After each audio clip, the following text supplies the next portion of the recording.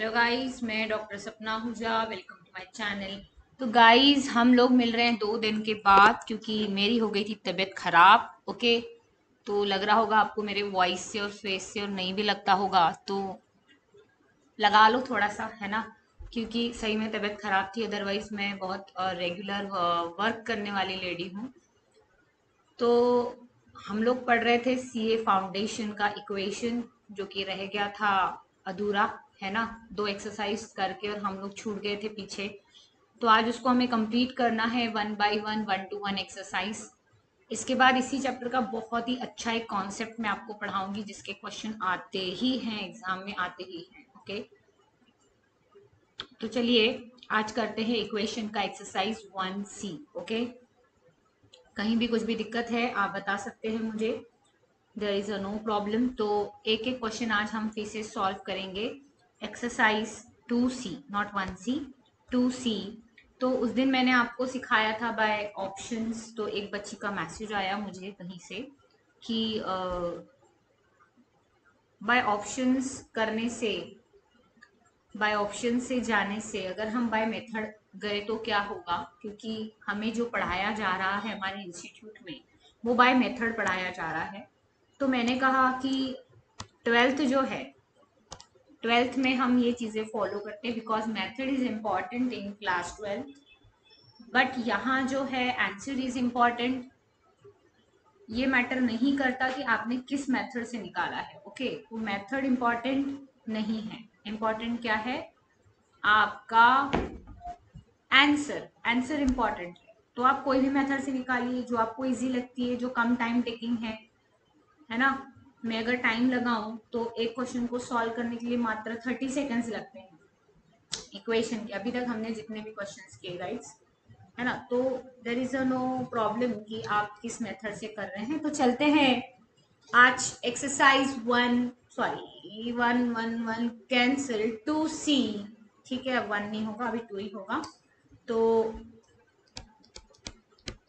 Solution, the solution of the set of equation.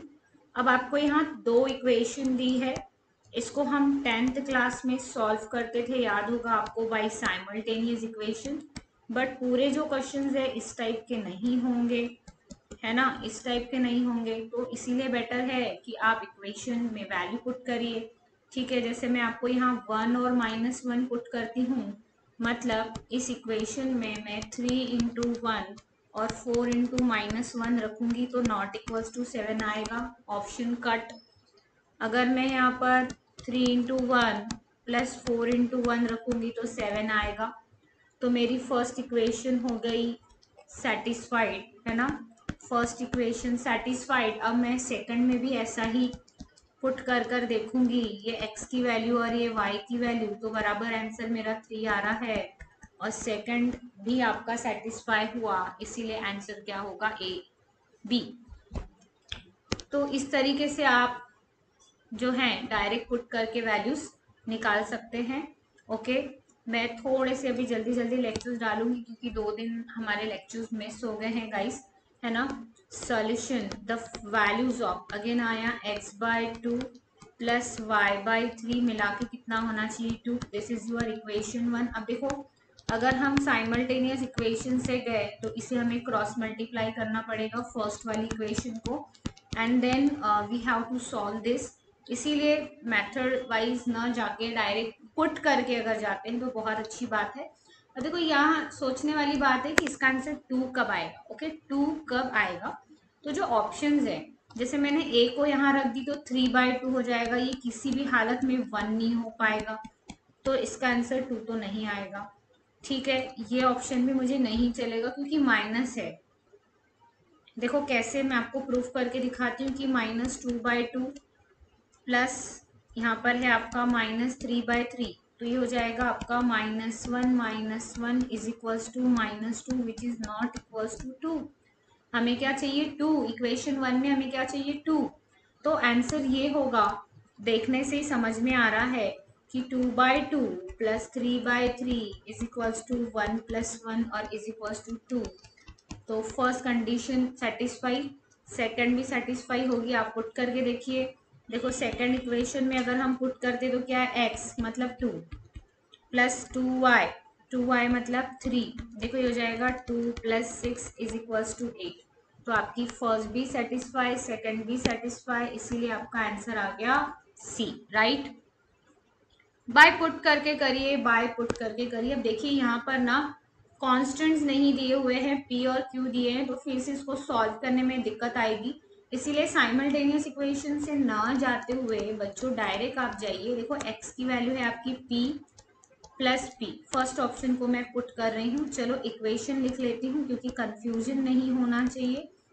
y/q = 2। तो x की value आप put करिए। ऑप्शन ए के लिए आप फर्स्ट वाली इक्वेशन को सॉल्व करिए।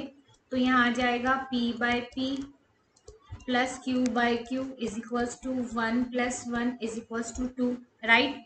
अब इसमें भी पुट करके देखिए। तो सेकंड इक्वेशन है आपकी x + y = p + q, है ना।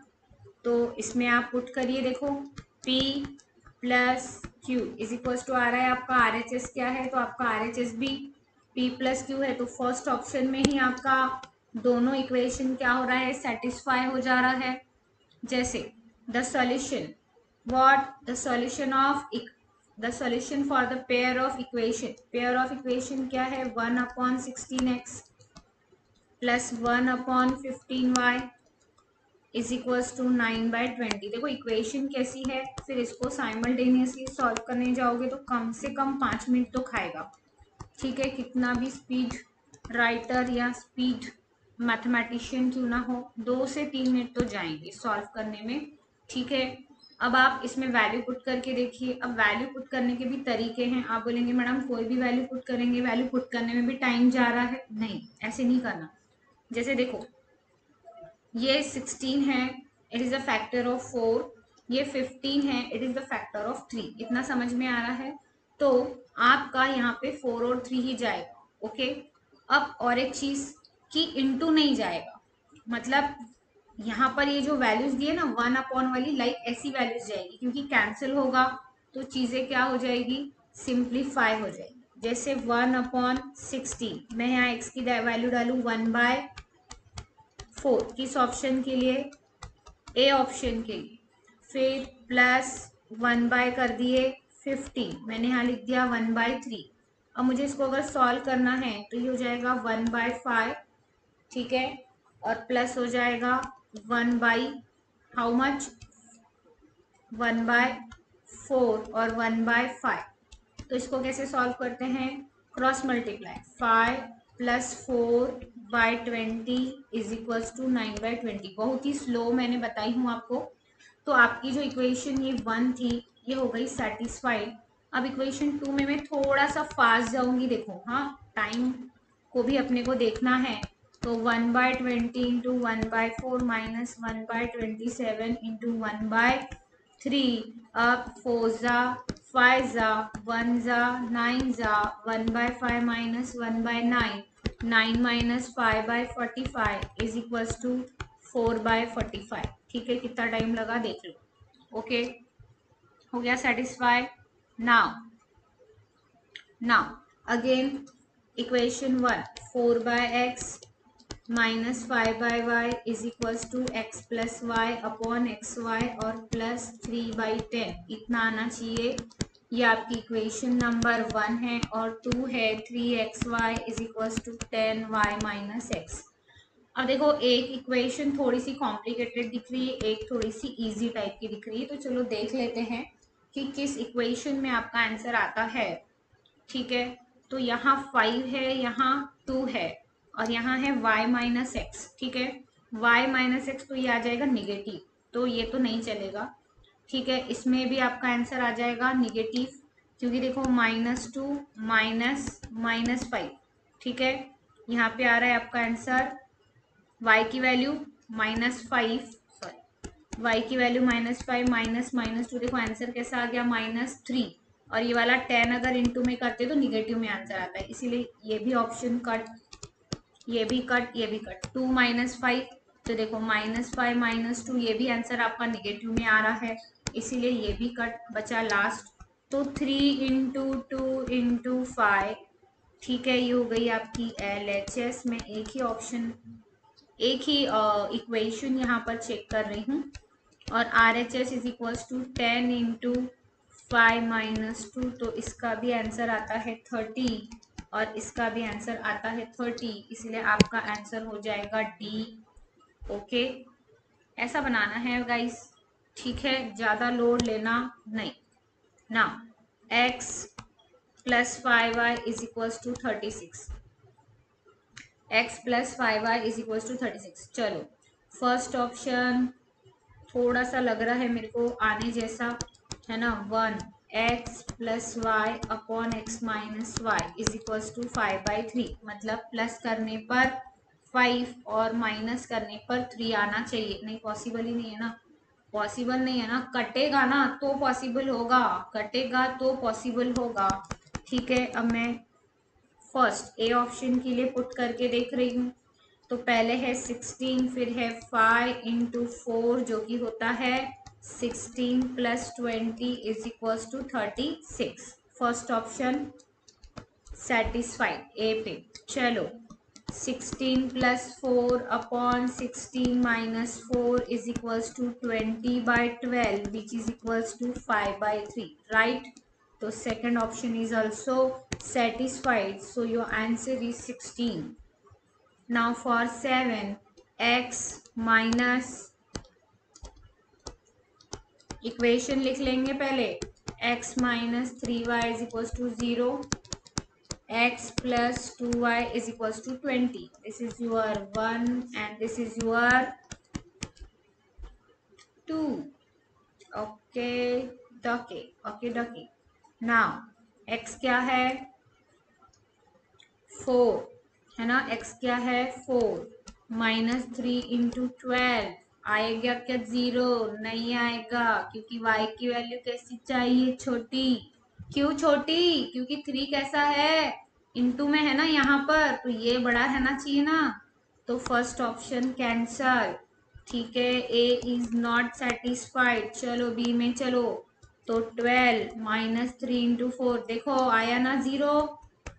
B option satisfied by equation 1। फिर यहाँ 12 प्लस 2, यहाँ 4, 12 प्लस 8 20 आया।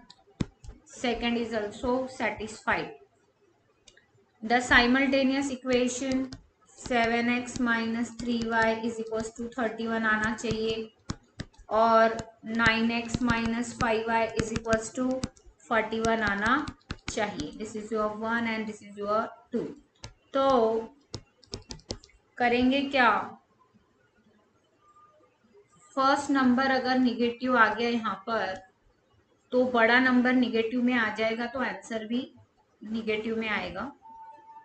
ठीक है, यहाँ पर भी वही चक्कर है, ठीक है, माइनस माइनस हो जाएगा ऐसा, -7 माइनस 1 माइनस 3 इंटू 4 -7 -12 इस टाइप का, तो नहीं आएगा आंसर। थोड़ा सा अपना प्रेजेंस ऑफ माइंड भी रखो कि 7x minus 3y is equals to 31 है, तो क्यों ना मैं सी ऑप्शन पे ट्राई करूँ, 7 इंटू 4 माइनस 3 इंटू -1, क्योंकि आपको आंसर कैसा चाहिए, प्लस में चाहिए।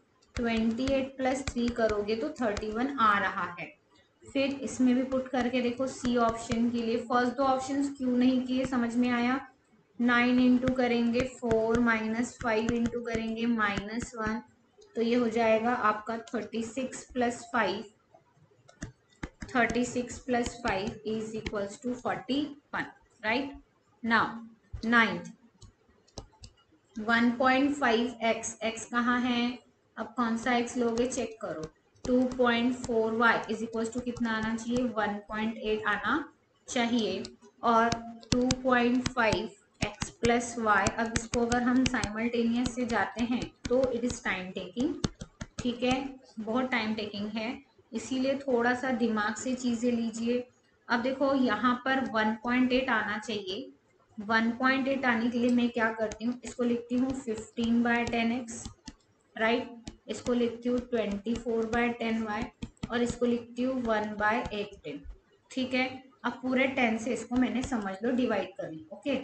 तो 15x प्लस 24y और इज इक्वल्स टू आ जाएगा 18, राइट। मैंने सिंप्लीफाई कर लिया, और नहीं भी सिंप्लीफाई किया ना तो भी चलेगा।